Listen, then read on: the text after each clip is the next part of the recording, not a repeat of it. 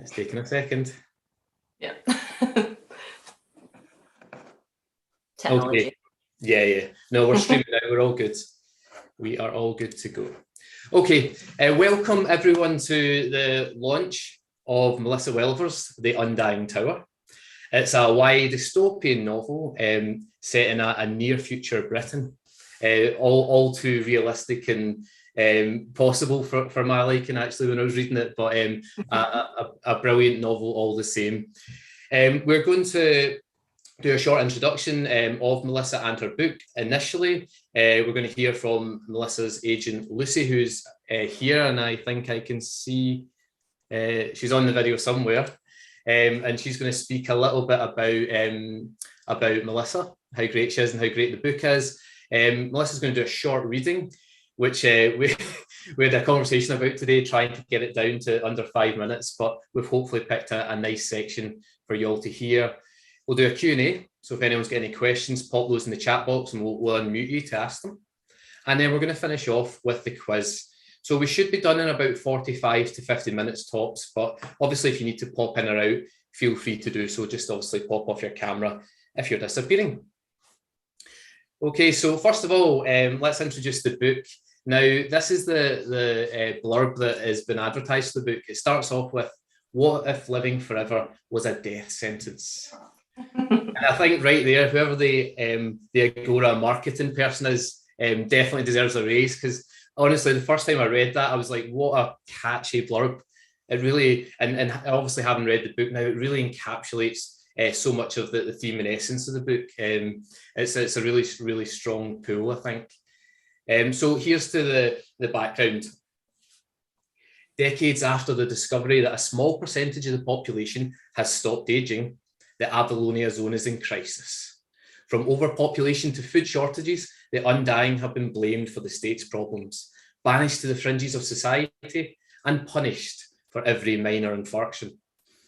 When 16-year-old Sadie takes the fall for an attack by the rebel group, the Alchemists, she suddenly finds herself wrenched away from her quiet life and from her ailing father. Armed with little help and even less knowledge, Sadie is thrust into a cold and cryptic correctional facility called the Tower. Here, she'll have to rethink everything she's been told about the undying population in an attempt to save the life she knows, protect a group of unlikely friends, and give voice to the voiceless in a society on the brink of catastrophic upheaval. The first in a daring dystopian trilogy, The Undying Tower descends into the dark side of immortality and champions fighting for what's right, especially when the world is against you. Now, that's honestly, when I was reading that earlier on, it was giving me chills just reading it, and reading it back just now, it's done exactly the same. Did you write that, Melissa? Well, I wrote some of it, and then definitely Super Agora team have perfected that, just like that one-liner. When you try and pick your own book, there's a lot of writers in the room. When you try and pick your own book, you can never pitch your own book. Yeah. So no, definitely Agora to thank for that one, I think. Yeah, no, it's brilliant. Really, really good. Just in case you don't know that much about Melissa's background, I'll just very quickly introduce her as well. So she writes young adult speculative novels. She's a BA Honours in English, Literature and History from the University of Leeds, and an MA in Creative Writing from Manchester University, representing your hometown there. Yep. She runs her own programming and application business called Mabel Apps, and in the past has written for several gaming magazines as a reviewer. After graduating from university, Melissa went on to be published in 2 short story anthologies, one with a foreword by Jeanette Winterson. Her debut YA novel, The Undying Tower, will be published in 2021, tomorrow. Yeah. Yay! Yay! There's also another paragraph which just lists all the awards that you've won as well, which I'll quickly embarrass you by reading through. She's been longlisted for the Bath Novel Award, the Bath Children's Novel Award, the MS Lexia Children's Novel Prize, was shortlisted for both the inaugural Hachette Children's Novel Award and the Wells Book for Children competition. And she lives in the Northwest with her. Now I don't know how to pronounce the species name of your dog. Bassatoodle. A Bassatoodle. Is it a hybrid? A basset and a poodle. Right, yeah. I thought They're all hybrids. Yeah. It's an expensive mutt. What can I say? Yeah, but with the coolest name of Zelda. Yes, Zelda. Brilliant. Yeah, so that's Melissa, everyone, and that is the Undying Tower. So just before we get Melissa to do a short reading, Lucy, would you be able to just say a couple of words about Melissa and the novel? Of course. Hi, everybody. So I'm Lucy. I'm Melissa's agent. So I can see some names and faces that I recognise and lots that I don't. So it's lovely to meet you all. I'll be quick, Melissa, so we can move on to your reading. But I just wanted to do a quick cheers to you, either with your drinks or your mugs of tea or your water, just to say that you really do deserve this so much. I've written a little speech for you because as soon as I get on public speaking, like all my thoughts go out of my head. So I've written you a little speech. So I took Melissa on in 2019, and from the moment that I read The Undying Tower, which had a different title back then, I knew it was going to be something really special. So the world you've created here just feels so real. You tackle some really hefty subjects with such deftness, but it's also a really rich world. Like Sadie, the main character's synesthesia, it's packed full of colour and imagination and excitement. It's everything that we loved about the dystopian stories from our teens, but it's reimagined in a really current and fresh way.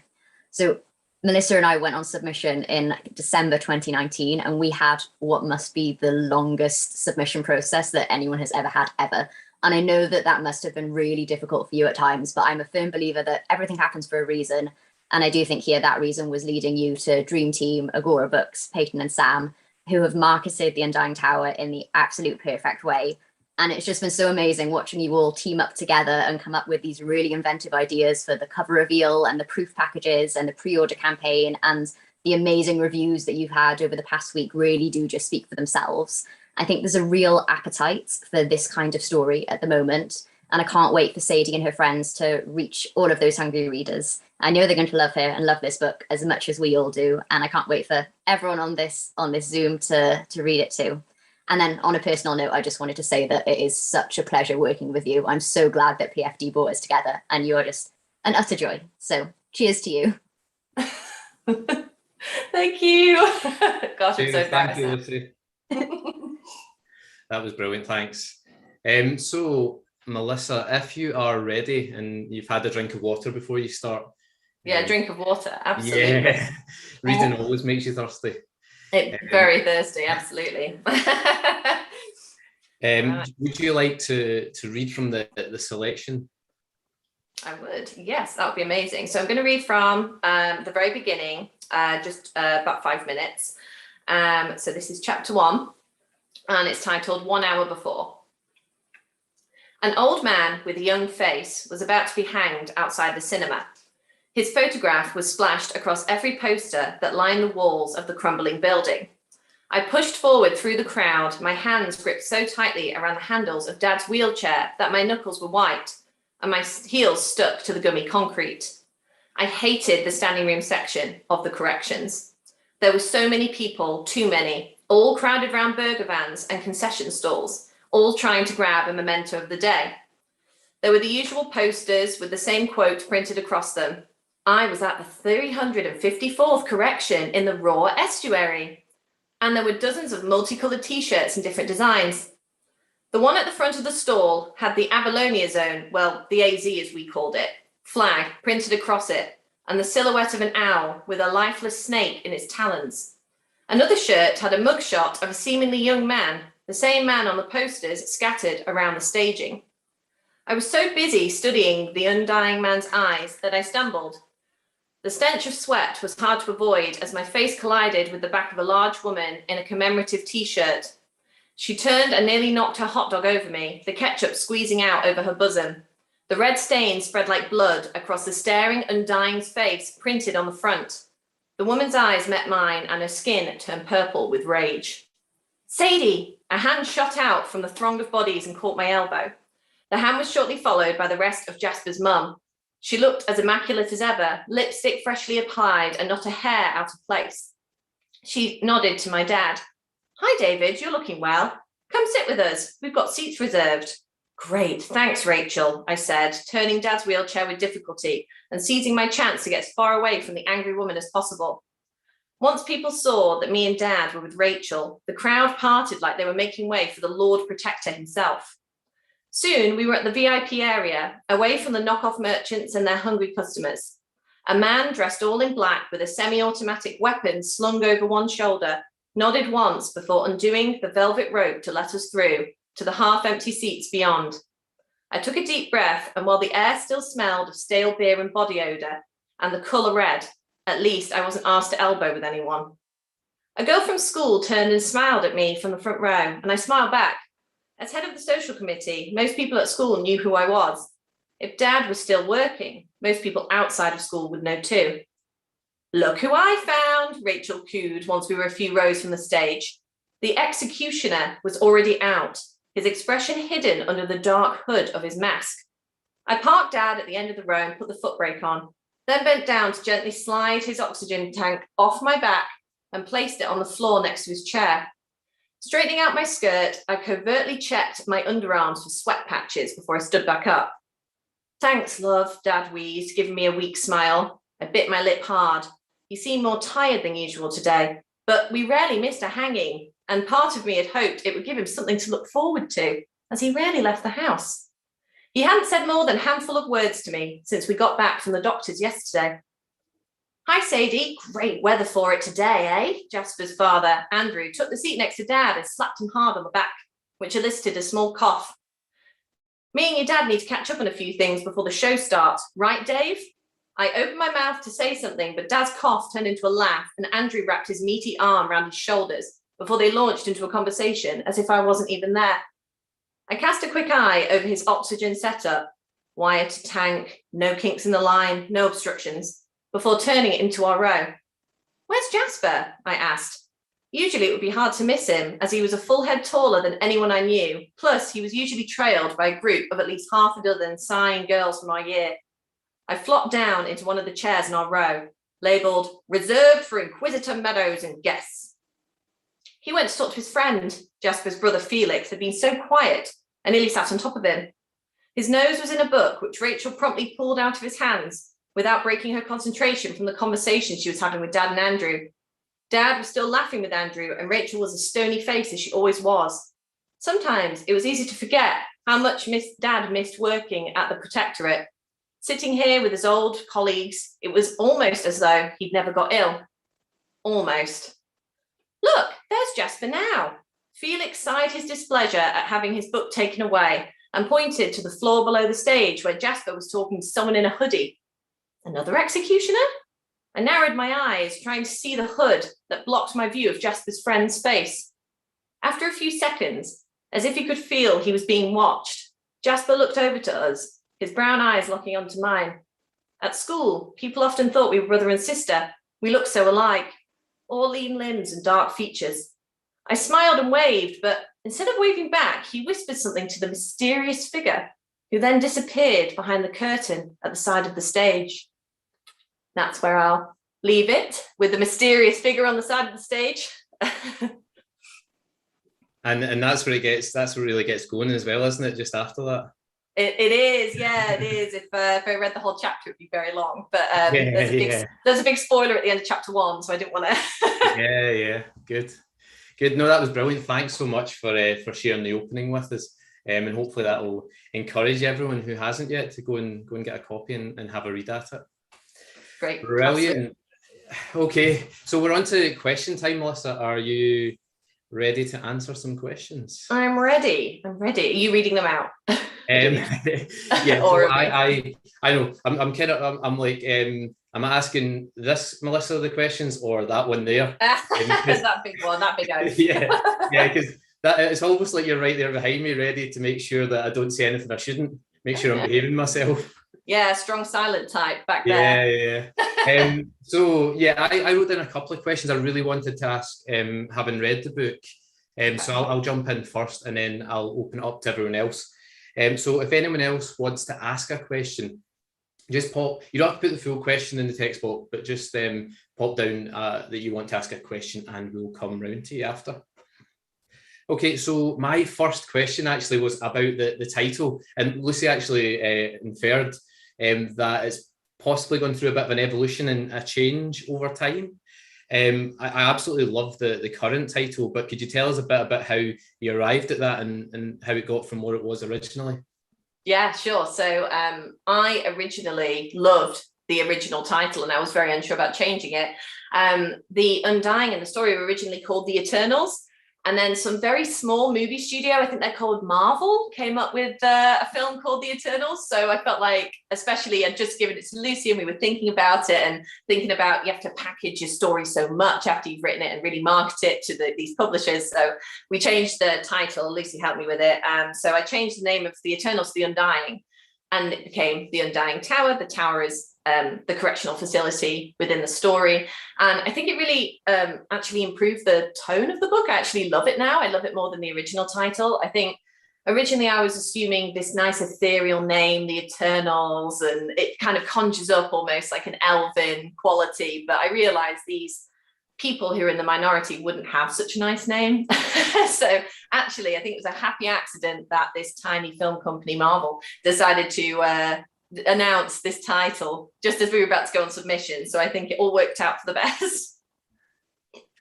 Yeah, okay, that's really interesting to know. And you're right, I do think the Undying does capture the tone really, really well, considering what happens.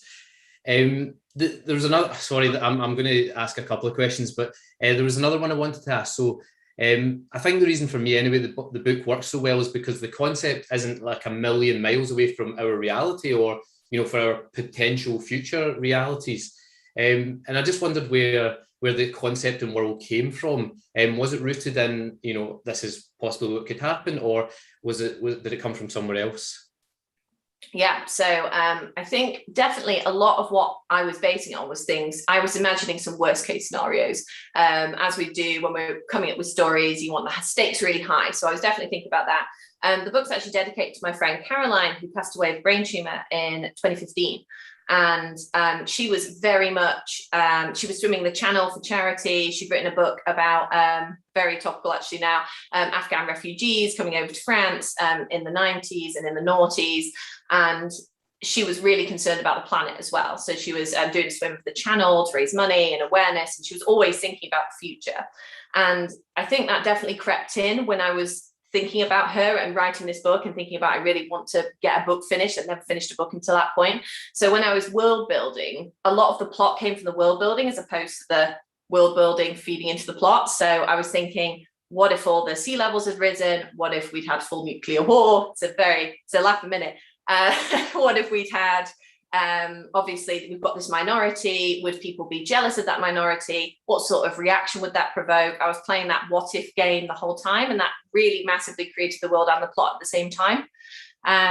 So yeah, I think that's essentially where the realisms came in. Really, it's not, I mean, it has a fantasy, if you like, or maybe sci-fi element with these immortal characters, but I would say it's more based on thinking of worst case scenarios that we can see right now, especially climate change, and how that would affect things like overpopulation in the future, especially if you pile on top a severe overpopulation problem such as the Undying.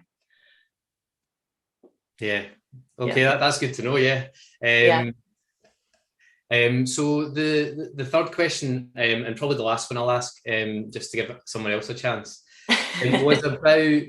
I found it really intriguing reading this book because the main character has synesthesia, and has and it is used beautifully throughout the book. I thought the descriptions were really powerful, really unique and imaginative, and it felt like a different sort of sensation for me reading a book because of that.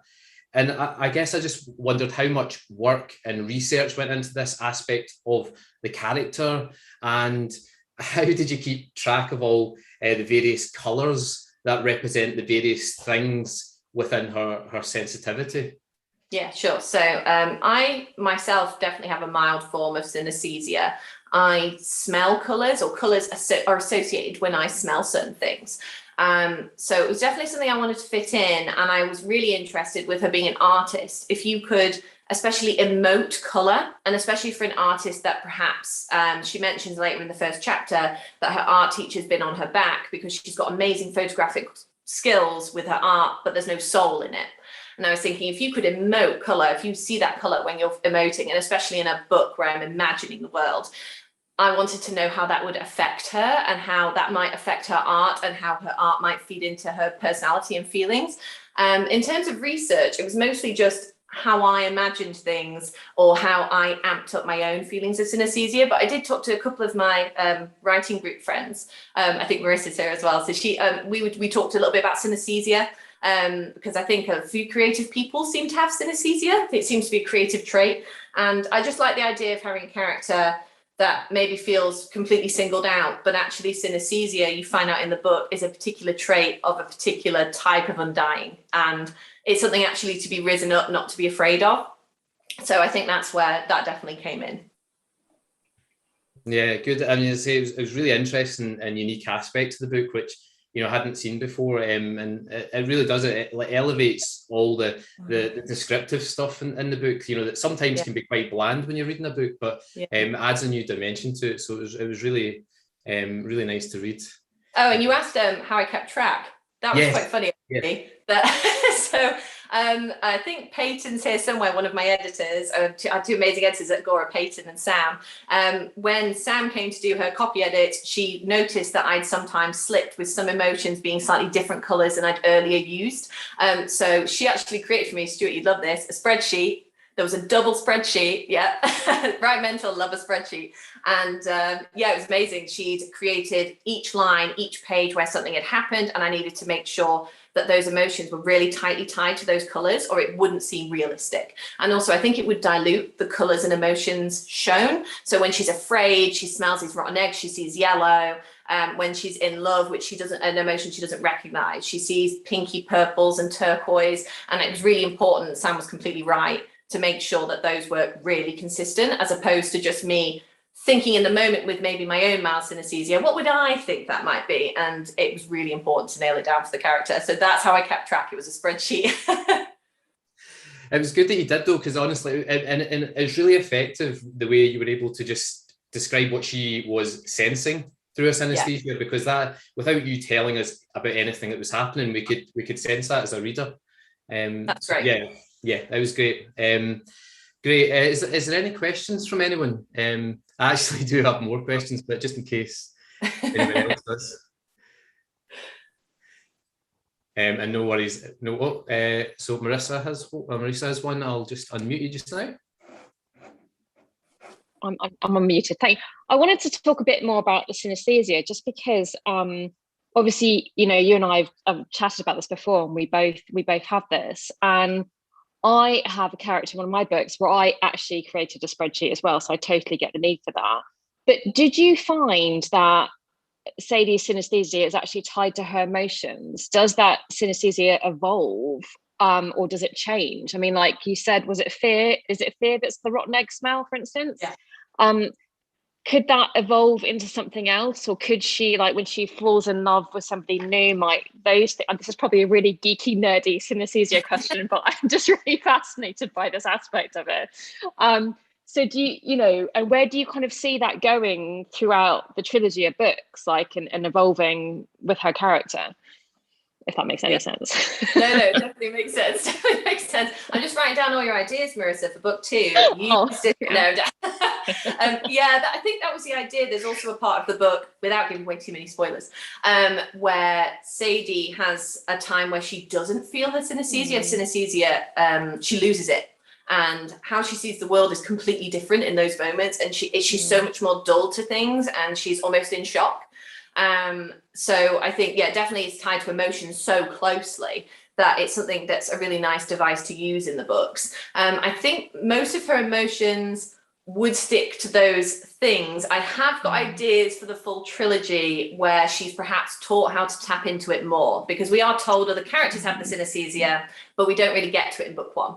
So I would like to have some really nice scenes where other people like her are showing her how to use her synesthesia to notice things more, experience things more.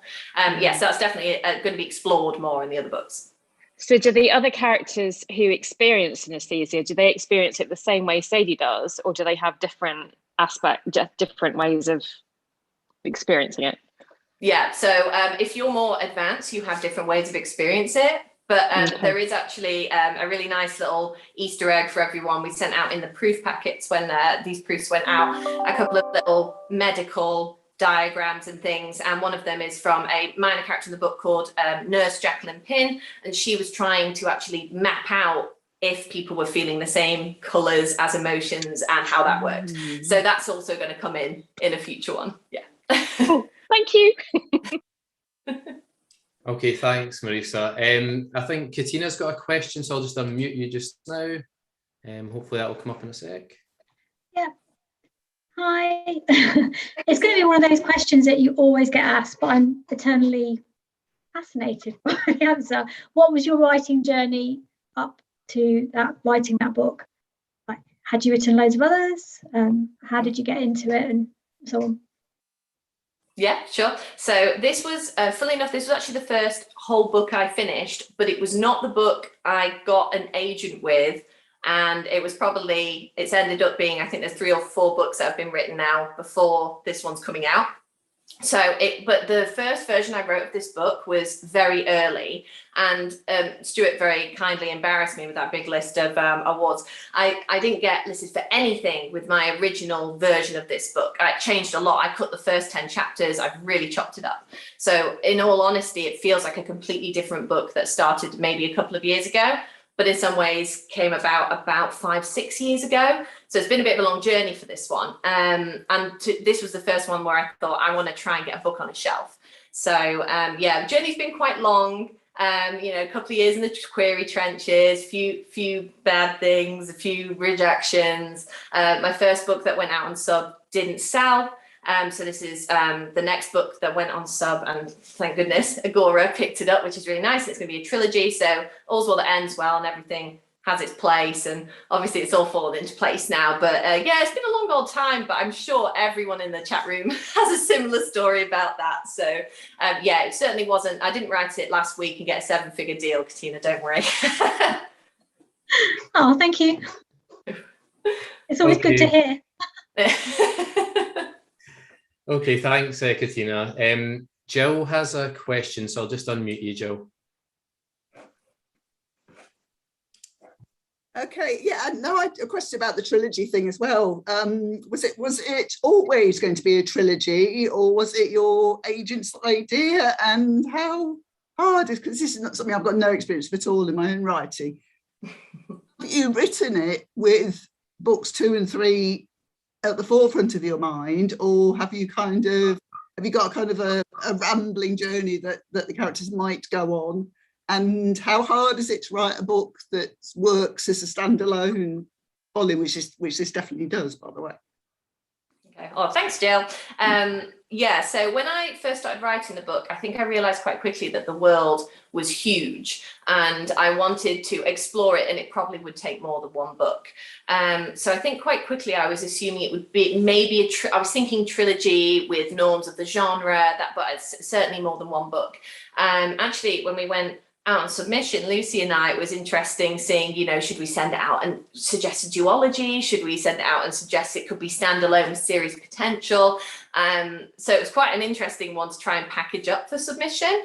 I've got a trilogy deal with Agora, yay! So there will be books 2 and 3 coming out similar sort of times in the future.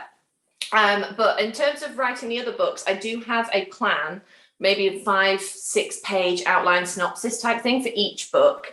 And I have really strong ideas, but I must admit, when you write those, went on submission end of 2019. Since then, I've been thinking a lot. It's been 2 years, been a pandemic, and I've certainly come up with other ideas. And I think some of them are stronger, some I'm not sure. So they're definitely going to feed in. I haven't written fully books 2 and 3. I've got drafts and scenes I want to use, but not fully yet, because I wanted to, whilst have all of the clues in the first one for the whole journey, I wanted to make sure that I was also keeping flexible for anything that might come up. It wasn't necessarily definitely a trilogy, and it is really hard to finish it off. I know that there's, again, without spoiling anything, there is a bit of a cliffhanger at the end of this one to tie into the other 2 books. But I was hopeful that it would at least answer some questions. I think that's a tricky one. I'm going to horribly paraphrase a great middle grade author, Dave Rudden, who's done some stuff with Right Mentor, and he says something along the lines of, in the first book, you show me around the house. In the second book, you show me the secret rooms of the house. And in the third book, you burn the house down. And that was, when you have a large world, I think trilogies really lend themselves to that. So that's what I'm thinking of for future books. Oh, that's a fantastic analogy. Yeah, thank you. Yeah, it's amazing. Yeah, it's not mine. Just nick it. Oh, brilliant. And it's funny, I've been thinking exactly the same thing as Jill when, I was pestering the other day about book 2 as well. So I think that's going to be a common question you'll get over the coming weeks. It's a nice question. It is a good question. Yeah. People love it. So who we got? We've got Ravi next. Where's Ravi? Oh, down here. Yeah. Congratulations, Melissa. Thank you, Ravi. It is a similar question, actually, funny enough. I mean, look, I've read the first chapter of the book. In terms of locations, it's a similar question to Jill's in that, is the first book primarily a prison drama, really, set in the Undying Tower itself? And in the subsequent books, do we get to see, I don't know, forbidden zones where, with a nuclear wastelands, other areas like a flooded Liverpool, for example, in the outskirts of Manchester, which is a massive seafront now, and things like that? Will we see like other parts of the Avalonia zone? Yes, really good question. So that's definitely the plan, is that now, so obviously there's a prison type scenario in the first book, and there will be a way in which, without spoilers, in other books, especially book 2, we're going to see so much more of the world around that prison. So I was really hopeful that we can visit lots of different places within the Avalonia zone and meet lots of different people and see more of how the economy works, how the languages works, how all the systems of the whole world work together. So yeah, that's generally the plan, is that hopefully I can keep each book. I would like to expand until I'd like to see even possibly outside the Avalonia zone by book 3. Who knows? But yeah, I definitely would like to see more contact with that outside world now I have those characters established. Cool, nice one. Thank you. Thank you. I think Ravi's just given you your scenes for book 2 now, hasn't he? Yeah, no, write that one down. They sound amazing. This is great. And maybe a wee trip up to Glasgow as well. Of course, yeah, of course. The capital. Right, let me see, is there anyone else? I don't think so. I think that's all the questions, which is perfect timing, so we can do our dystopian quiz. Perfect. Now, I think you're going to take part, aren't you, Melissa? I am, yes, of course. Because I've not shown you the questions, I promise. No, I haven't seen them. So it's 10 questions. They're all based in reasonably well-known YA dystopian novels. So I hope you'll be able to get most of them. And what to do is just to jot them down somewhere, and I guess we'll just have to trust everyone to write them down and mark them and let us know how they did. So the first question for our dystopian quiz. The Fifth Wave by Rick Yancey was a dystopian novel, but also a big Hollywood movie. And it follows a 16-year-old girl. She tries to survive in a world devastated by a wave of alien invasions that have decimated the Earth's population. And the short question to that long introduction is, what is the main character's name? So if you've read that book, it might be okay, but... I've got that one. I've got that one. Yeah. That's probably one of the hardest ones. So it does get easier. Well, there you go. We'll all be fine then. It's fine. Yeah. We all love dystopia here. So. Okay, question 2. Suzanne Collins wrote the Hunger Games trilogy, obviously, but what were the names of novels 2 and 3? Mm-hmm. Okay, yep. Good trilogy question as well. I think people will sneak that one in. It's almost like I put some thought into this. Okay, and following on from that, another Hunger Games question. Number 3. Yep. Name the only other District 12 winner of the Hunger Games, apart from obviously our main character. Yeah. Main characters. Yeah. Sorry if that's a spoiler.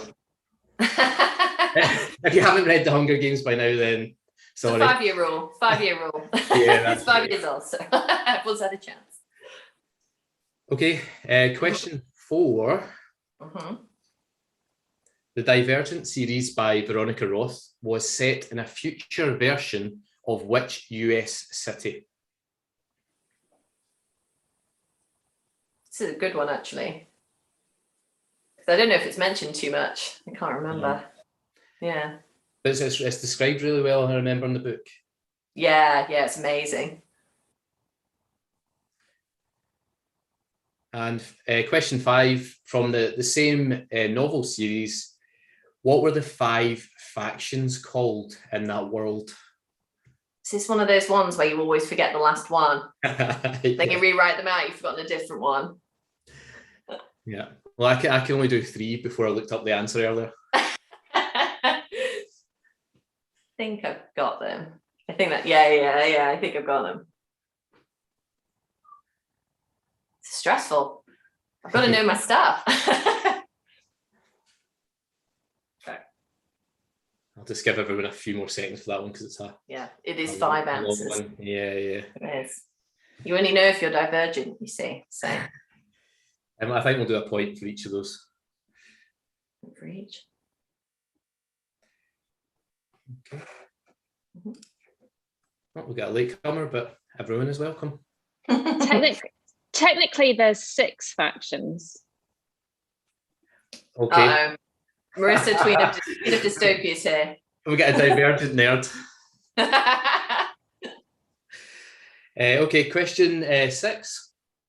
Who wrote the Legend series featuring June and Day as a dystopian Romeo and Juliet? Who wrote the Legend series featuring June and Day as a dystopian Romeo and Juliet? It took me a minute, but I think I got it. It's a great series. Yeah. Yeah, it's really good. I wrote the Romeo and Juliet thing myself because that was my take from it, but I don't know if that's completely off base. Confused everyone. Yeah, probably. Okay, question 7.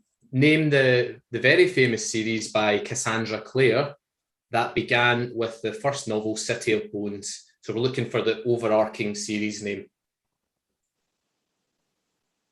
Cool. Yeah, got that. That's had a couple of series over the years, I think TV and Netflix, but never quite caught on. Yeah. Okay, question 8. In the Red Queen series by Victoria Aveyard, what colour of blood do the ruling class have? Do you know, I actually haven't read this, but my mum has, because she has better taste in books than me. And I think I know. I think so. You need to read it, Melissa. It's amazing. I know. I do need to get to it. It's on the shared Kindle library. I'll get to it.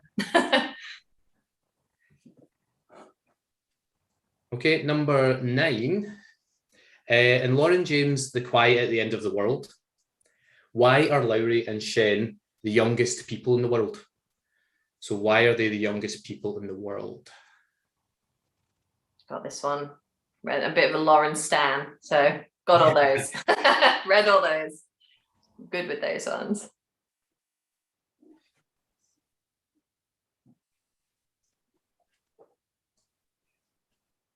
Okay, and the last question, and I actually gave the answer to this earlier on by mistake, I think, but in the Undying Tower, the debut novel by Melissa Welliver, what is the name of the terrorist group that are responsible for the initial act of terror in the novel? It's true. You did say it earlier, but that's good because everyone can read it tomorrow. Download it on your Kindle at midnight. You can all read it. You find out the answer. Pre-orders. Pre-orders. Yeah, just plug. That. Should Okay. are you going to read, you read out a question, I'll say if I know the answer, and then we'll see. Okay. Yeah, we can do that. Cool. Ready. Okay, so yeah, no partners to pass it to check and mark for you, so we'll have to do this ourselves. The first answer, what is the main character's name in the 5th wave? It's Cassiopeia Sullivan. Cassie, as she is known. Yes. Are you wanting a bonus mark for the full name? I always want a bonus mark. I'm very competitive. No, it's fine. Cassie is fine, I guess. But yes, Cassiopeia. Yeah, you're marking it yourself, so you can. Just give myself 10 points. Yeah, absolutely. Question 2, the 2 names of novels 2 and 3 in the Hunger Games trilogy. So it's Catching Fire, then Mockingjay. I think that's right. Yes. Okay. I worried about that because it's one of my favorites, but it's been a while. Yeah, it has. It's been a minute. I thought that might catch a few faithfuls out. Question 3, the other winner. So apart from, kind of spoilers, apart from Katniss and her current chosen love triangle friend, Haymitch. Yeah. Well done. Yeah. Haymitch Abernathy. Yeah, that's the one. Very Scottish. Very Scottish. Question 4, the Divergent series was set in which US city? Chicago. Because I think there's a few there because there's that big American writing school. I think, is it Northwestern or there's a big school in Chicago, isn't there? So I think there's a few there. Knew that one. Brilliant. Question 5, the 5 factions. Okay. Abnegation, Candor, Dauntless, Amity, my favorite one, and Erudite, or as they say in the movie, erudite, for some reason.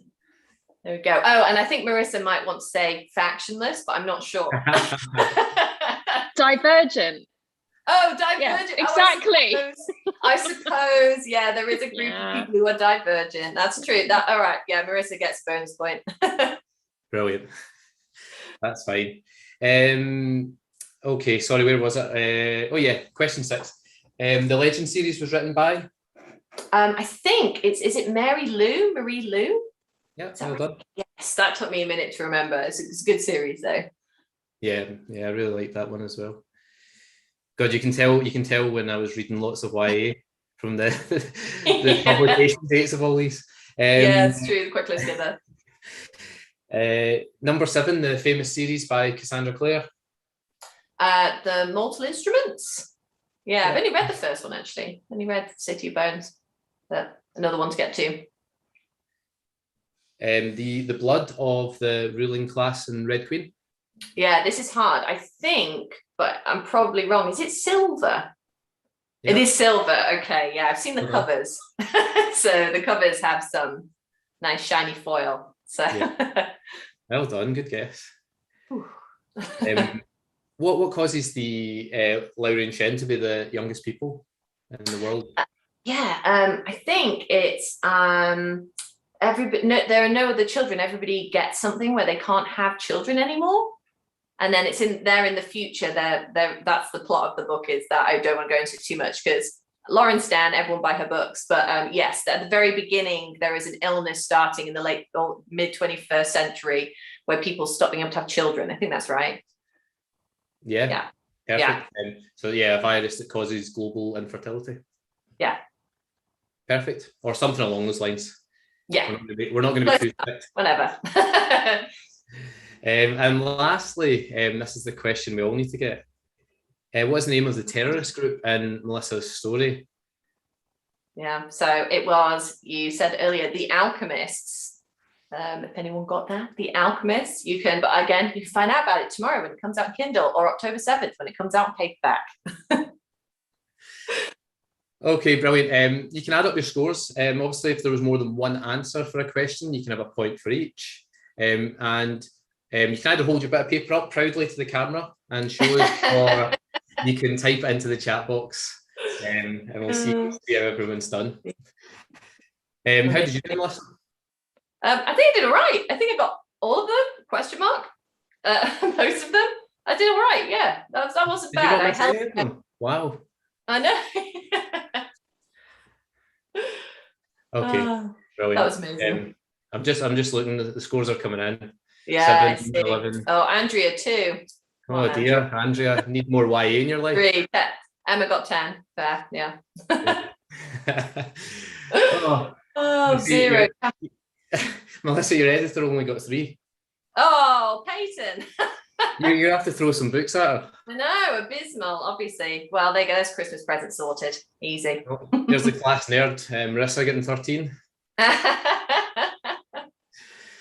Okay, brilliant. Thanks, everyone. Thanks for sharing your scores. Thanks for joining us tonight for Melissa's launch. That was really good fun. Yeah, that was so fun. Thank you so much for hosting, Stuart. Yeah, no problem at all. Does anyone want to say anything before we go, just before I conclude things? Cut you off. Yeah. Well, I'll say something actually. Okay. I just want to say thank you so much, everyone, for coming. And it's so nice to see so many faces. Like I can't even. I'm getting hot, and not just because it's really warm outside. I feel like really grateful to see so many people who are in my acknowledgements and that have been on this writing journey with me, and it's quite overwhelming actually. So it's really nice to see so many faces, and thank you so much for coming and doing our quiz and letting us nerd out. So it's been really nice. Thank you so much. Yeah, thanks very much, everyone. Have a lovely evening, and remember to buy the book. Absolutely. Yeah, download at midnight. Right, thanks, folks. Take care. Bye, guys. Thank you and so may much. the force be with you. Everyone. Bye. Thank you. Bye.